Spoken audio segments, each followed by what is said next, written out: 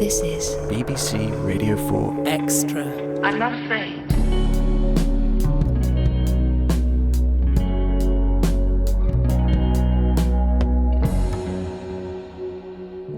Good evening, happy weekend. It's Wes Butters here at 6 o'clock, and after 4 weeks of listening to our vintage sci-fi thriller Journey into Space, we have the final episode next. Don't move. Straight after, Matthew Paris discusses the subject he's billed as Bringing Up Baby in this week's Off the Page at 6:30, and later on, don't miss the conclusion to this week's classic thriller Paul Temple and the Jonathan Mystery. That's here at 8 o'clock.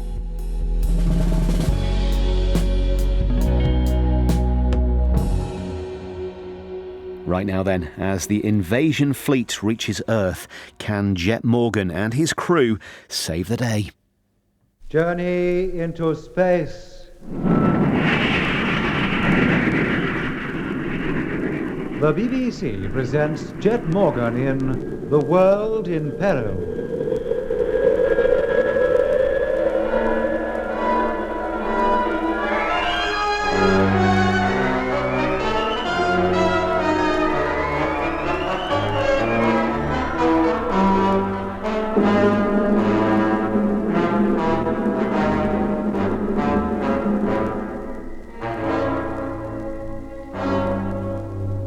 Freighter number 1, while carrying Jet Morgan and his crew towards Earth, crashed on the huge asteroid which was the flagship of the Martian fleet. Aboard was the lone Martian who, in spite of being the only one left in the whole solar system, seemed determined to carry out the invasion of Earth, which had been planned by his ancestors hundreds of years before.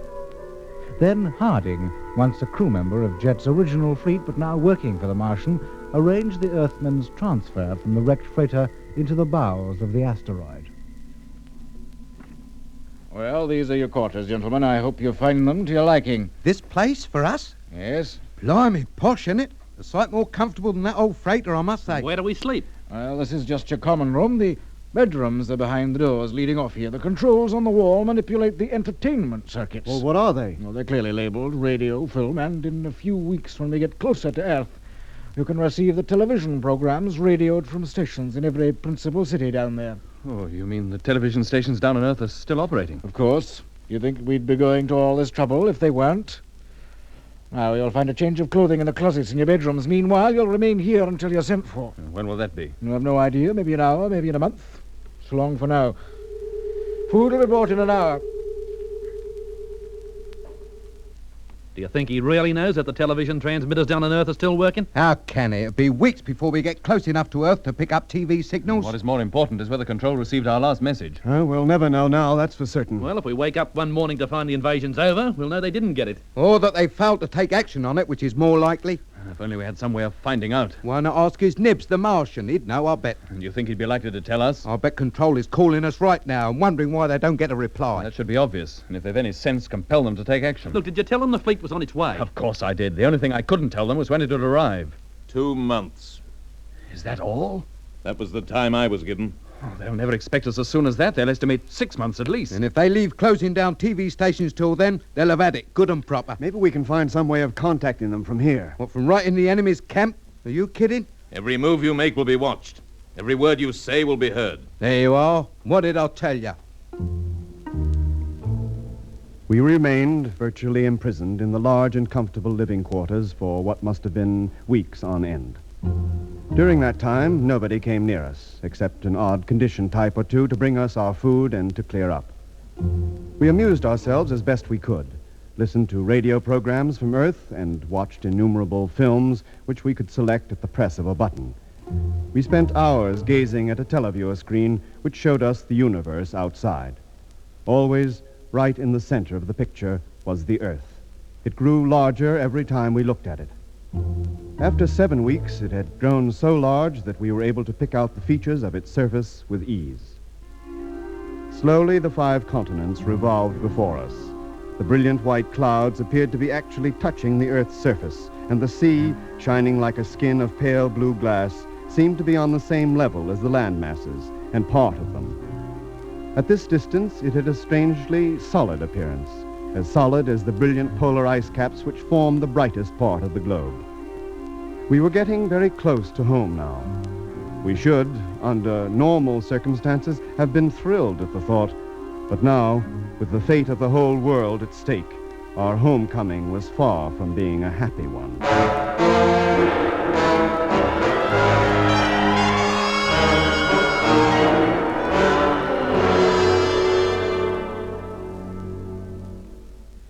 Do you think we're near enough to receive any TV transmissions? Always assuming they're operating. It's less than 3 hours since you tried every channel that thing is able to receive. Oh, we'd have travelled a long way in 3 hours. Let's wait a bit. If a picture did appear, I couldn't stand it. Well, the connive at putting it off won't help. We might as well know the dreadful truth. I'll put it on.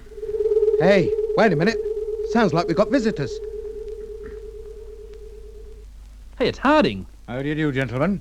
I'm to take you to the Martian suite. What? He wants to see you. Well, what for? Why can't he talk to us over the intercommunication I system? never question Martian orders, Captain. Merely obey them. Shall we go? Very well. Not you, Mr. Evans. You're to stay here. Why? Why single me out? Orders are that you stay here. All right. There's no need to shout at me. The rest of you follow me. This way, please.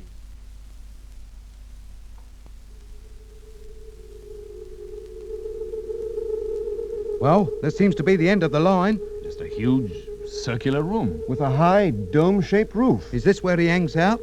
Can anybody see him? There's so little light, it's not easy to see anything. Oh, blimey! Look out! What is it, Lemmy? Over there! Somebody's standing against the wall. Stand still. Don't move. Hello? Anybody here? Of course. Would I have invited you here if there wasn't? It's him! It's the geezer! I thought you said he was a giant. Whoever that is isn't any bigger than we are. And why doesn't he move? He just stands there staring at us. Oh, what an ugly mug! And those eyes, they're glowing, I swear it. What do we do, Jet? Go over to him? I suppose so. Maybe he wouldn't like it if we approached too close. Go ahead. I don't mind. Hey, that voice seems to come from up on the roof. Of course. And who's that over there? Why don't you go over and see? He doesn't bite. In fact, he wouldn't move a muscle if you bit him. Come on. Well, I'll be... it's nothing but a statue. Carved from rock with precious stones for eyes. Eh? And this poor light, no wonder we mistook it for a man. It's like a relic from an ancient South American civilization. That's exactly what it is. But when my ancestors acquired it, the civilization which produced it was contemporary. The city from which that statue came has long since been destroyed by a violent earthquake. Its remains overgrown by the jungle. But the people who lived in it were kind to us.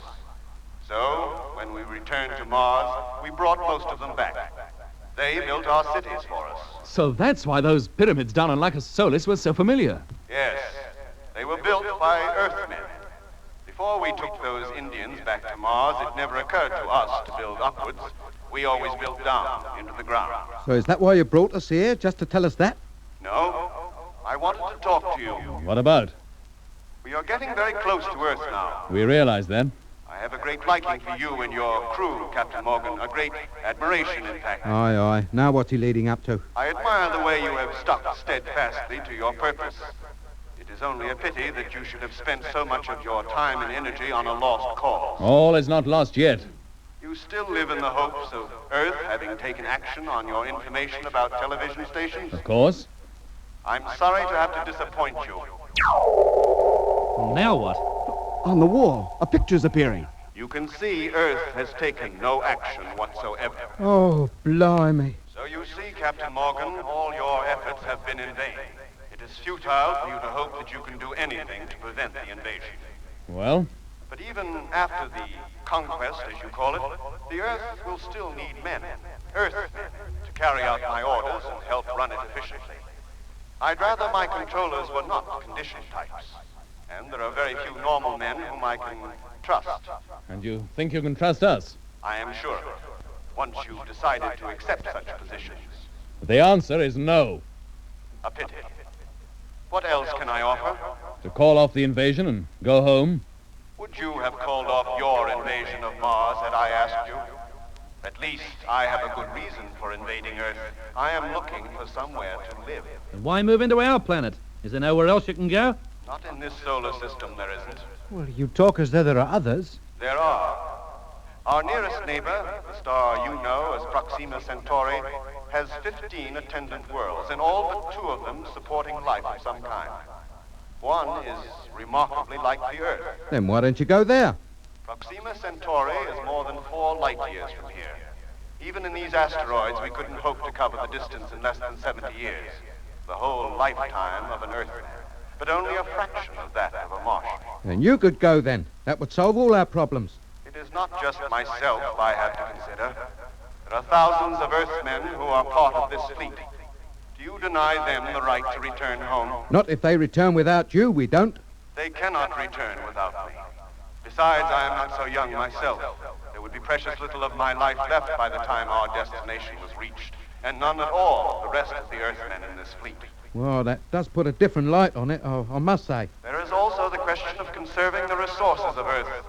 For I am convinced that unless man is forced to take care of the planet he has inherited, he will rapidly destroy it, himself, and all other kinds of life in the process. Oh, far from being opposed to my plan, you should welcome it. It can only result in ultimate good. How many times have we heard that line? There's a great deal in what you say. Man is destructive, but he's rapidly learning that it doesn't pay. He is not learning fast enough, Captain. Neither did we. I offer the Earth the benefit of 1,000,000 years of experience. But you cannot do it without holding the Earth in subjection. I will. By hypnotism. That is the only weapon I need. But it is a weapon. The subjects will be unaware that they are hypnotized. To them, nothing will appear to be changed. Their future happiness is assured. What makes you think they'll be happy?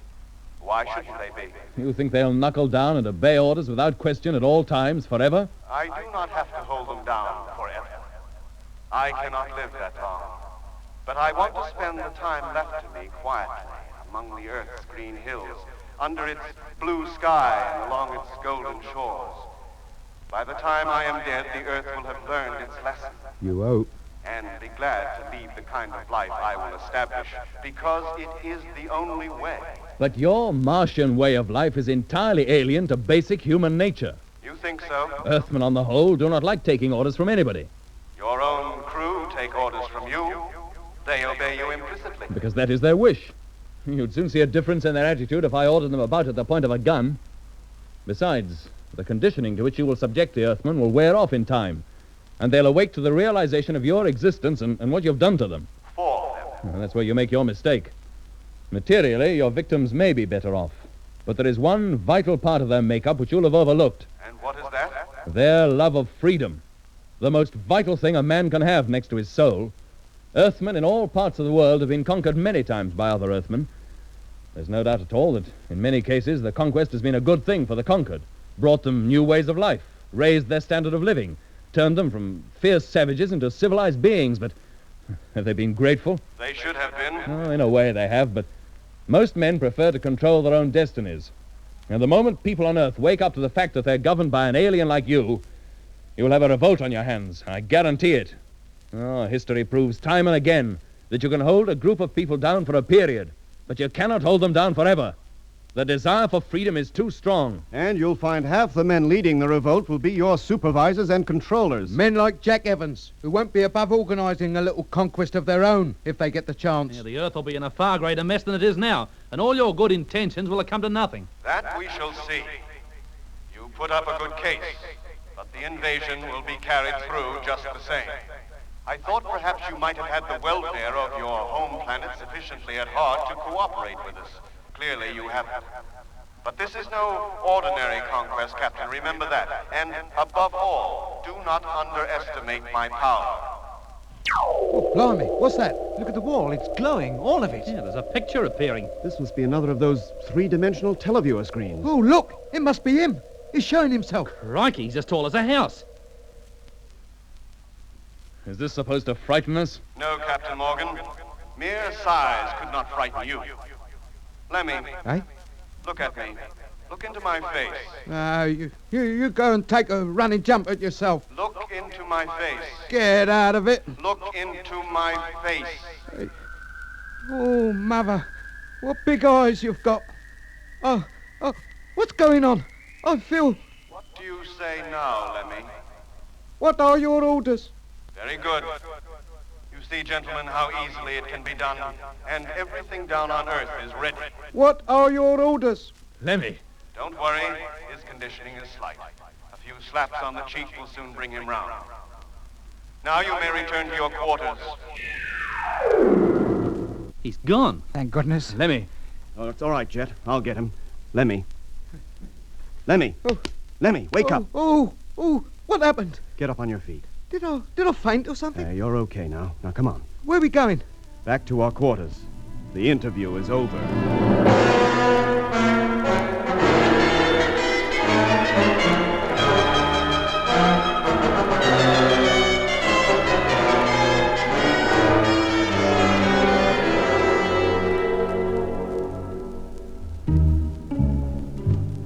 After returning to our quarters, the first thing we did was to switch on our televiewer receiver.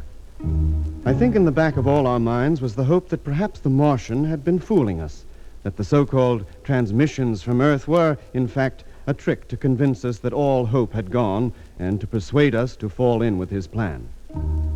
But the stations were working all right. Earth, apparently, was completely unaware of the danger it was in. 2 days later, we had crossed the moon's orbit and were rapidly approaching Earth. The final stage had come. Aye, something's happening. What's all that noise? Goodness knows, Lemmy. Now, how about you, Evans? Do you know what it is? The asteroid is slowing down. We're preparing to go into orbit round the Earth. Oh, no. This ship will remain approximately 5,000 miles above the surface. The smaller asteroids will go into about 1,000 miles. And then? When every ship is in position, the broadcast will be made. The Martian's face will appear on every receiver working down on Earth. In just a couple of minutes, it'll be all over. Isn't there anything we can do? Not that I'm aware of, except to make the best of the circumstances and throw your lot in with the invading force. And what if we don't care to? Then I have no doubt you will be conditioned yourselves, eventually. And from then on, you'll have no choice but to do exactly as you're told. Encouraging, isn't it? We could only wait and let events take their inevitable course. 36 hours later, we were in free orbit round the Earth, and the rest of the fleet, hundreds upon hundreds of smaller asteroids, had taken up their positions 1,000 miles above the Earth's surface. They formed a belt round and above the Earth's equator, similar to those that encircle the planet Saturn. They were 4,000 miles below the big asteroid in which we were traveling, but we could see them quite distinctly. We were powerless to do anything. We had no way of contacting Earth now. We could only stand by helpless and watch. Lemmy. Yes, mate? Turn on the television receiver. What for? We might as well know when the end does come. Be careful, Captain. What about?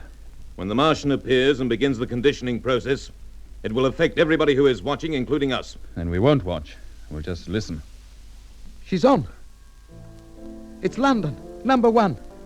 And if I might say so, that music they're playing could be more appropriate. How long before the fatal transmission will be made? It was scheduled for 1600 hours Universal Time. That's only 90 minutes from now. That's all. What the... Hey, the receiver, it's cut. What? Yeah, Jet. And the picture's gone, too. Yeah. Oh, the set must have broken down. Martian receivers don't break down. But Earth's transmitters do. Lemmy, switch to another channel. Right. No, nothing. Oh, try the rest. Try all of them. Yes, mate. Madrid. Nothing. Paris. Nothing. New York. Nothing. Johannesburg. Nothing. Everything's off.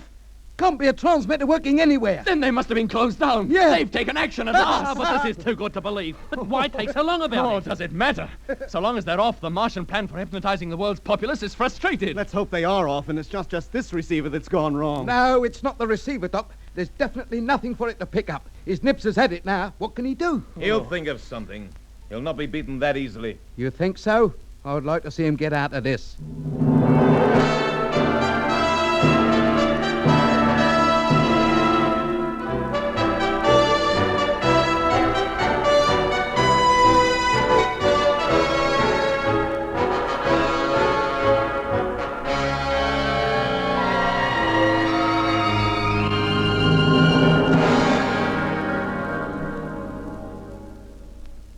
It's 15 hours since those transmitters went off, and absolutely nothing has happened. Why doesn't that geezer do something? You can't just leave the entire fleet encircling the Earth forever. Maybe he's hoping the television transmitters will open up again. No chance of that, Doc, I'm sure. Yeah, they don't know what a narrow escape they had down there. But why did they wait until the last minute? Oh, I think that's easily explained, Mitch. They got our message all right, but they didn't expect the fleet to arrive for another couple of months at least. But when the asteroids appeared in the sky, and everybody on Earth must have seen them, they had to shut down quickly. That's why they didn't go off until the last moment. Oh, but there's pandemonium going on down there. Not half the pandemonium there will be if the Martian attempts a landing without having conditioned everybody first. Captain Morgan. Oh, crikey, he's here. Hello, yes? You have exactly 1 hour in which to get off this asteroid. Get off? But You will be conducted to a sphere bay out on the surface. You are at liberty to board one of the spheres and fly it down to Earth with the rest. with the rest? You mean you're going to attempt an invasion after all? No, it was never part of my plan to spill blood. How do you mean?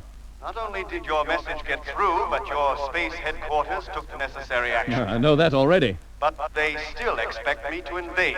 And all over the world, great armies and air forces are standing by, ready to repel us should we set foot on the planet. And so you send us down. What do you think we are, clay pigeons? I'm sending nobody. Anybody who returns to Earth at this stage does so of his own free will. Will any others be going? Thousands. More than half the personnel of the entire fleet. They have chosen to go. I don't understand. How can they have... It's quite easily explained, Captain. I cannot invade now. My strongest weapon has been snatched from me, so I've decided to withdraw. But I have given the members of the fleet an opportunity of returning to their native planet, if they wish. And more than half of them have elected to.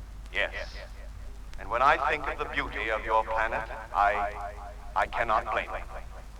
Yet it pleases me to know that so many are prepared to remain under my control and command. You may not believe it, Captain Morgan, but a lot of the people aboard this fleet were quite enthusiastic supporters of my plan to invade. They hardly had any choice, did they? Switch on the intercommunication televiewer. No, don't. One look at him and he'll condition us all. This is no trick. It's not my picture, you will see. Switch it on, Lemmy. Right.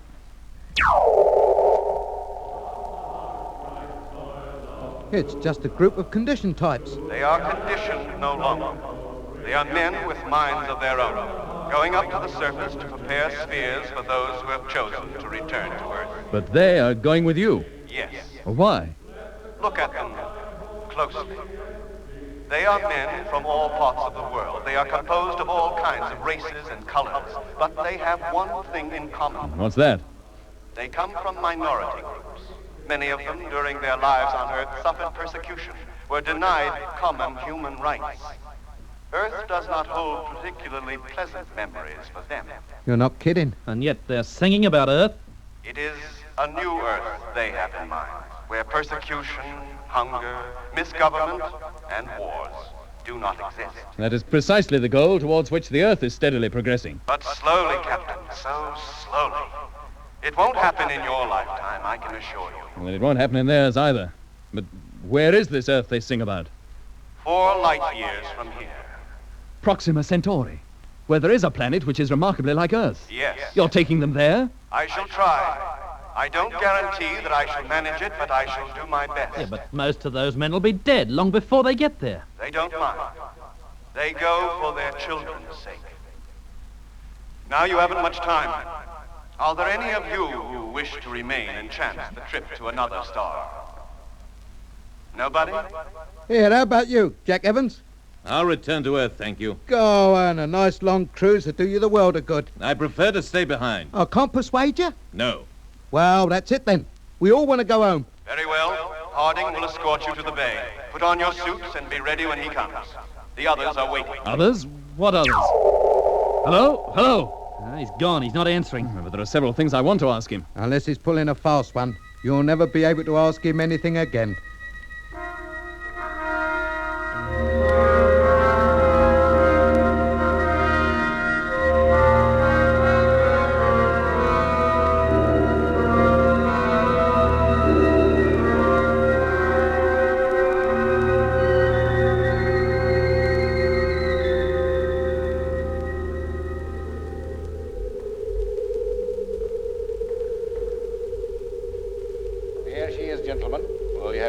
Climb aboard and head for Earth. Aren't you coming with us? No.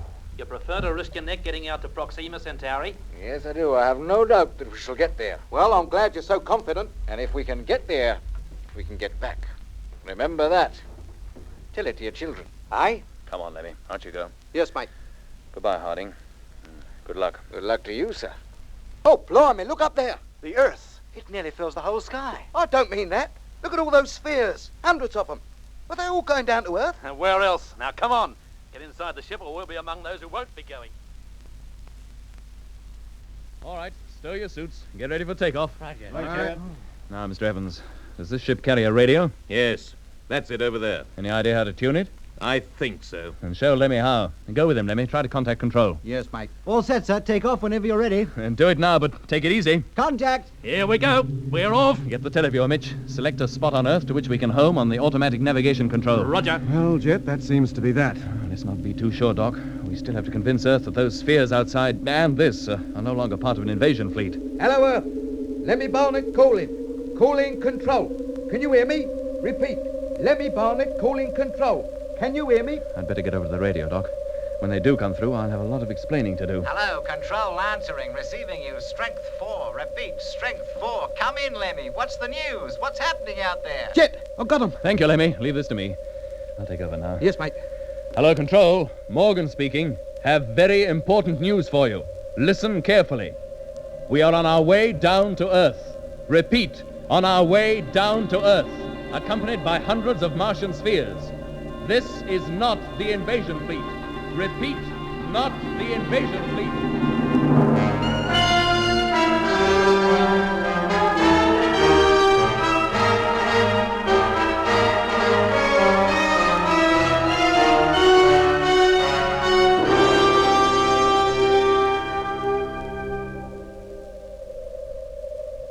Oh, look at that. Did you ever see such a wonderful sight? We're only 100 miles above the surface now. It really is green, isn't it? And we're low enough now to pick out the hills. The higher ones, anyway. Yes, Lemmy. Doc, Lemmy. Yeah? If you want to see a sight, come over here. Well, what is it? The Martian fleet. It's on its way. It's leaving. Land sakes, it is, too. It looks even more impressive from down here than when we were flying in it. We can't look so insignificant ourselves with all those spheres following behind us. I hope they make it. The Martian fleet, I mean. Good luck to 'em. Hey, what was that, Lemmy? I said good luck to 'em. At least they got courage. And if you ask me, that new Earth of theirs won't be such a bad place to live Well, in. if you feel that way about it, why didn't you go with them? What, and leave Becky behind? Get out of it. She's the one thing I've got that will make life on this Earth bearable. It's getting very close to landing time, Jet. Get back to the radio, Lemmy. Yes, mate. Tell them we'll be touching down within 30 minutes. Right, mate. Get over to number 2 control table, Mitch. Get ready to take us down. Roger. Hello, Control. Lemmy Barnett calling. Hello, Lemmy. How you doing? You should be sighting us soon. We'll be on the deck within 30 minutes. Thanks for the information. We're all ready for you. Anything else? Oh, just one thing, that's all. What's that? Put the kettle on, will you? I'm dying for a cup of tea.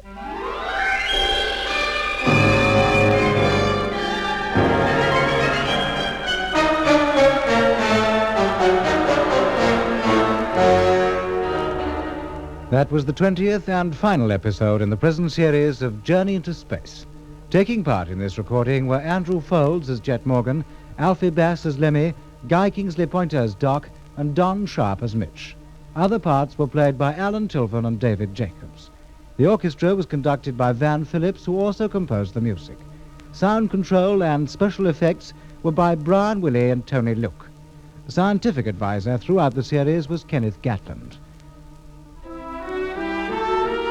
We pray for one last landing on the globe that gave us birth. Let us rest our eyes on the fleecy skies and the cool green hills of earth. Journey into Space was written and produced for the BBC by Charles Chilton.